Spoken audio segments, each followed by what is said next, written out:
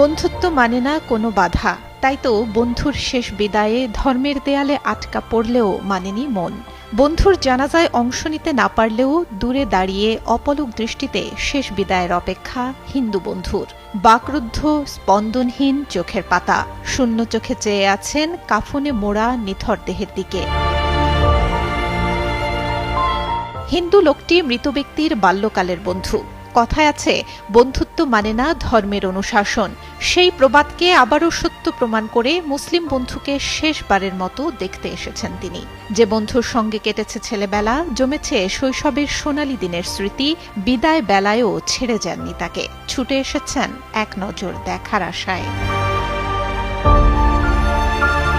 দেখতে সাধারণ দৃশ্য বলে মনে হলেও এর পেছনের আবেগ সমুদ্রের চেয়েও গভীর। উঠোনে মুসল্লিদের ভিড়, জানাজার নামাজের কাতারে দাঁড়িয়ে সবাই, অথচ ধর্ম আলাদা হওয়ায় বন্ধুর জানাজায় অংশ নেয়ার অনুমতি মেলেনি। দূরে একটি গাছের পাশে দাঁড়িয়ে তাই নির্বাক চেয়ে আছেন কাফনে মোড়ানো বন্ধুর মৃতদেহের দিকে, চোখে বইছে অশ্রুধারা।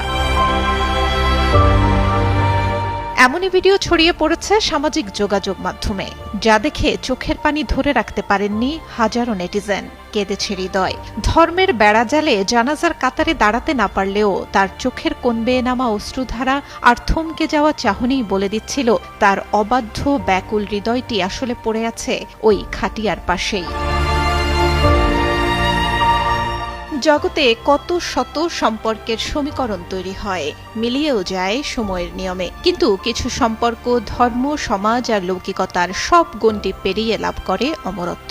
খাটিয়ায় শুয়ে থাকা মুসলিম বন্ধুটি হয়তো পৃথিবীর মায়া ত্যাগ করে চলে গেছেন, কিন্তু আঙিনার কোণে দাঁড়িয়ে থাকা হিন্দু বন্ধুর এই নীরব কান্না প্রমাণ করে গেল, মানুষ মরে গেলেও খাঁটি বন্ধুত্ব কখনো মরে না।